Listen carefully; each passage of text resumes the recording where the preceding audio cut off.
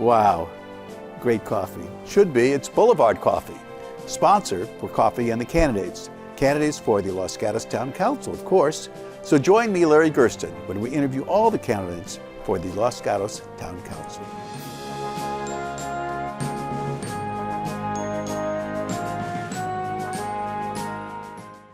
Hi there, welcome to Coffee and the Candidates, 2022 version. We've done this before, we're doing it again because we want you to know something about the candidates running for the Town Council.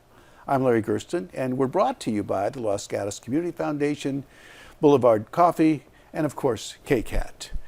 We hope that you'll be watching all of these things as we go through them this fall. So sit back, have a cup of coffee, join us. And today, we're with Mary Badame, a candidate, of course, for the Town Council. Tell us a little bit about yourself. Well, you mentioned that we've done this before, and you and I have just 2 years ago. I was elected to Town Council in 2020, so now I'm applying again for re-election.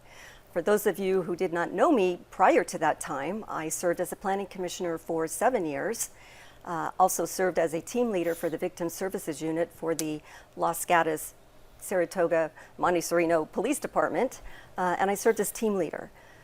Prior to that, and going way back, I'm a graduate of the Los Gatos High School class of 75 and a graduate of San Jose State class of 1979. I'm a business owner in the downtown. Need I say more?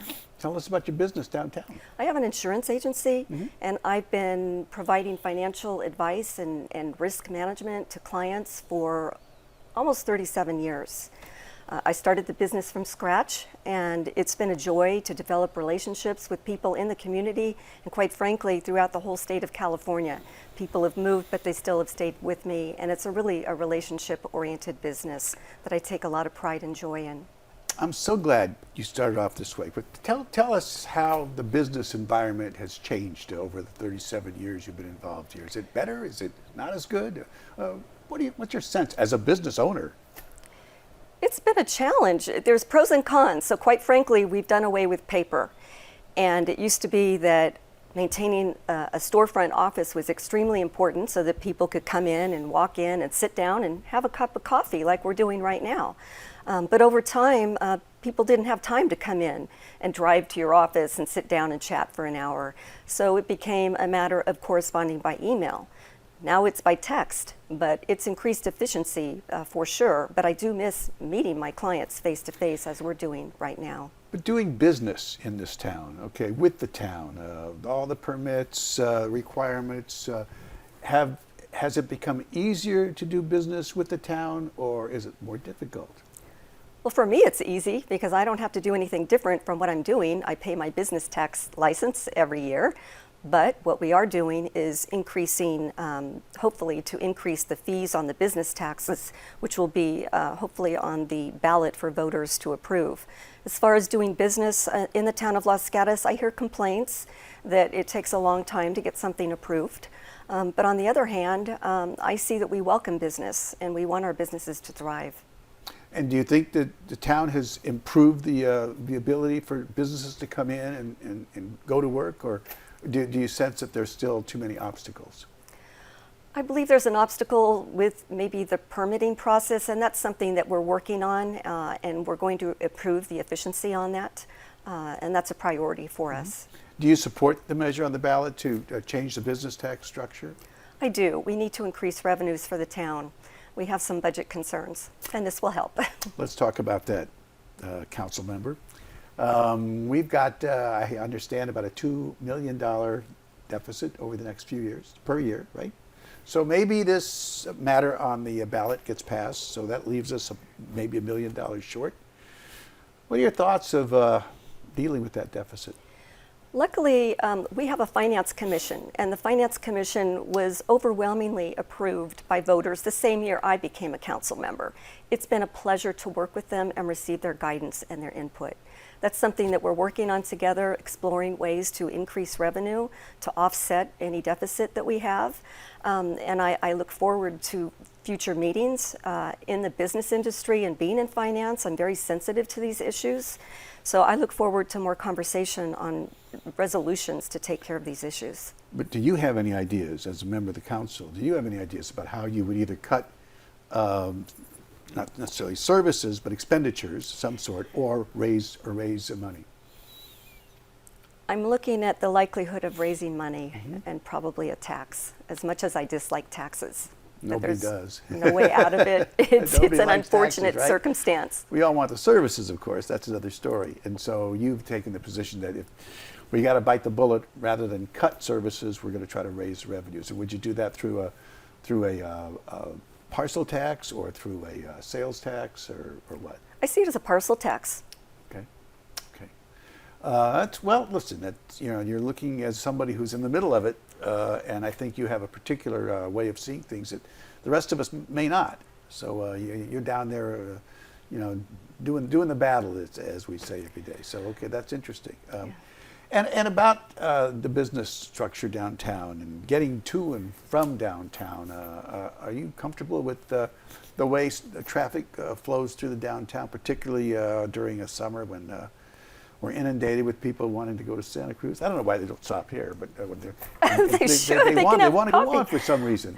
I don't know. what are your thoughts? I'm very sensitive to that. As you know, I work downtown. I'm on North Santa Cruz Ave, and I work weekends. I'm stuck in my office on the weekends, seeing all the cars stuck in the street in front of me. And add to that the fact that I live probably a block away from the on-ramp and off-ramp to Highway 17. I have gridlock, period. We have tried several solutions, but there is no easy fix. Well, what kind of fix do we have to do? It's something I will work on as a council member. It's certainly a challenge. I would hope that Caltrans would step up, because really it's going to take some widening of lanes. And what about in the downtown area? Of course, we got these parklets now, so that adds to the difficulty in terms of traffic, right? I mean, now you've got just one lane going. Well, you got one lane each way, but there's no room to park, and it's certainly a tighter traffic situation. It's definitely tighter, and that can cause some traffic flow that's kind of stagnant, because you want to drive slower because you're paranoid about hitting a parklet. Yeah. But on the other hand, I'm able to find parking. You mentioned, they take up parking spots. I'm able to find parking, and I'm in and out during the work day. Do you support the idea of the parklets? Is that Yes, something? I do. I think it's been fabulous for our town. It's added so much vitality down there. It's been great for the businesses. Right. What do you think about the idea of, we'll get off of this, but just as long as we're talking about downtown for a second, what do you think about the idea of maybe stopping traffic downtown, car traffic, at maybe at Highway 9 or someplace so that people can walk through the street and not worry about being hit by a car and things like that? I don't like the idea of closing down North Santa Cruz Ave completely. But I believe one member of the community that might be in the audience tonight suggested a toll at the Toll House Hotel. That's a thought. But so you want to keep things the way they are, as far as traffic goes. Yes, but I'm open to ideas. If somebody can come up with another solution that we can try, I'm open to it. So Mary, you've been on the council for 2 years. Probably seems like a lifetime, but it's only been 2 years. Yet you've obviously been exposed to various issues. So tell me what you think is the issue you're most proud of in terms of dealing with to solve. I would say when I came into office, it was right the start of the pandemic. So for 2 years, I maybe have had 5 meetings in person in the chambers. We have had to accommodate by Zoom, and that's been a challenge. I would say that I'm proud of the fact that we've overcome some of these issues related to the pandemic, and that also includes bailing out the downtown businesses as well. We've offered relief, funding, subsidized parklets, the Thursday promenades, and destination marketing. Mm-hmm.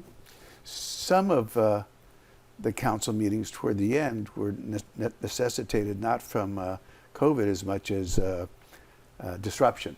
Yes. What's your feeling about that, and how do we deal with it? I acknowledge that the town has issues with disruptive behavior, no doubt about it. We have taken steps to curtail it. In fact, with those steps, Los Gatos became a role model for the state of California to pass state law to control it.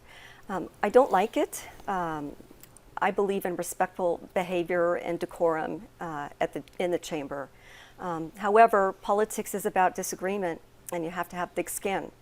Lucky for me, I've got a brother that's a dermatologist, so I'm covered there. You've got connections. I do. But you know, of course, everybody's entitled to disagree. Disagreement is healthy in itself, but we're talking about behavior that's beyond disagreement. Oh, right? absolutely. It's hateful. Right. I don't like it. And again, we have taken steps to curtail that and control it. What kind of steps have you taken? Well, at the start of every council meeting, and actually commission and committee hearings as well, we read the rules of civility and decorum. And we address certain rules that the public must follow in the chambers, or if they are going to speak on Zoom on any item. This is one of the steps we've taken. Has it helped? Yes. Yeah. Okay, just staying on the council for a second. Let's say you got elected to 4 years, 4 more years. What's your most important priority? That would be to preserve town character, maintain the town character that we so love and cherish today. That will be a challenge. And what are your thoughts about doing that? I mean, that sounds noble, but I mean, how do we preserve the town's character? What do we have to do? We have to make good decisions. We have to make balanced decisions. And we have a lot of decisions to make. But I have the experience to balance the decisions. What kind of balanced decisions are we talking about? You have to On look what? at the needs and wants of the state with the needs and wants of the town and balance it accordingly. Which takes us to Arena and the requirement for the town to put together almost 2,000 spots, at least, that could be developed for housing. What are your thoughts about that? My thought is that we will comply with the law. I will always comply with state law and housing mandates. I am supportive of the RENA numbers, but what I don't support is development above and beyond what our current zoning allows for. So, I'm not trying to put words in your mouth, but do I assume that you do not favor density, 4 or 5 story buildings, something like that? Is that out of the question for you? No, it's not out of the question. In fact, earlier in the year, we had a study session on the nuts and bolts of housing. And truly, one of the only way that we can get a lot of the housing units low income is to do a podium style building, which is about 5 stories high with parking on the bottom. That will require exceeding height limitations. But that's the way to get the numbers and make it affordable for a developer to come in with a plan. Mixed use in terms of you know, a business and restaurants or whatever on the first floor, and then housing on the whatever the floors there are beyond that. I'm a fan of mixed use, absolutely. Yeah. There's talk about Whole Foods going into where the Chevrolet dealer was, which is a pretty big parcel, off of Los Gatos Almaden Road, and I guess it's Los Gatos Boulevard at that point. You have any thoughts about that in terms of what might be done with that land beyond the market of mixed housing there, the 2nd or 3rd floors or something like that? I understand there might be a plan in the Community Development Department right now, possibly an application, and it's for a 40,000 square foot, 1-story building. I was hopeful that we would have something on the 2nd and 3rd levels for housing, but maybe that will come at a later date. Later date after it's built, or later I don't date know. I would hope so. I think it would be a great location to get some of our housing units. But we don't control what developers bring to us. And I do worry about Whole Foods and, you know, vacating where they're at now. And then we've got another empty storefront along with Rite Aid that also vacated that shopping center. Right, and that becomes most of the shopping center Yes. that's empty. I mean, there's small businesses there, but most of those are the 2 biggest buildings. Yes, or occupancies, yes. Yeah, and that's a big area that could be redeveloped too. Yes. But then the owner has to go along with that. We know Yes. that, right? Yes. Town's not about to exercise something like eminent domain on something like that. I would We think. cannot do that. I believe it belongs to the Silker family. Yeah, Oh. yeah. What do you think about diversity in this town? Do you think, are those goals being met? We talked about what you're doing at the council, but then again, we had those flyers on the street, what was it? On North Santa Cruz Yeah, Ave and in the Santa, park. right. Yeah, we don't like hateful behavior. Again, diversity is good for our town. We need to be an inclusive community. Diversity is good. We are working on issues to develop a plan to set some goals. In fact, last night's council meeting was to review a study done by, I forget the name of the company, but it had to do with justice, equity, inclusion, and diversity. And so we're moving it forward to the town manager to develop further plans to address these issues. What kinds of things might be happening to that end? I think it's going to involve the community to get involved, because I don't think the town can necessarily dictate or control people's behavior and emotions. Community forums or something like that? I think a community forum would be helpful Yeah. To create better understanding and maybe faith-based centers as well. Right, right. Which gets back to another question, by the way, that I meant to ask you, and I have to double back when we're talking about housing. There's such a shortage for housing for teachers, law enforcement, firefighters who work here, but have to come from far away. As long as we're talking about all this different housing that has to be built, what do you think about subsidizing some of these groups with lower rents or lower purchase prices, as they're doing in some cities now, in Santa Clara, for example? How do we do that? We're not going to buy the land and do that. It would be up to we don't have the funds to buy the land to do it. The requirement could be to a developer, yes, you may develop this land, but X amount has to be available, and we, the town, will subsidize it to whatever number of dollars you're talking about, kind of like a cooperative thing. But there's money that's spent by the town, no doubt about it. That kind of thing we talk about inclusion, that kind of thing to make teachers and firefighters and police, particularly who cannot afford the housing we have here, be part of the community. We actually have a program right now to address that, and it's the below market units. And when a developer comes in with a certain amount of units to develop, there's a certain percentage that has to be allocated for example, the income levels of perhaps a teacher or a firefighter. I'm all for that. We need them here. They're part of our community. And that's part of what's going on in North 40, is that right? Not necessarily, no. No, there's no subsidized housing or low market housing. We have, I think, 39 senior below market units that were part of the first phase. That's all we got out of that. And could the town require more in the second half? The second 20 acres? We have a specific plan that's in place right now, and it's not outdated. It's something that the town spent a lot of time deliberating over, several hearings, lots of public input. I intend to enforce it. Unless something's changed or a developer comes before us with something with housing that would be allocated to the low-income requirements that we need to meet, I would be happy to look at that and discuss it with my fellow council members. So where are we going to put these 1,900 units? That's a good question. I get to ask the question, though. You got to give us answers. I know. Okay, so in the North 40, the multi-use obviously is a great way to do it, but that's a lot of units to plan for. Think about it. When you look at the North 40 right now, the first phase, there's about 320 units right now. So when you look at everybody complains, oh, look at all those units, they look terrible, blah, blah, blah, blah.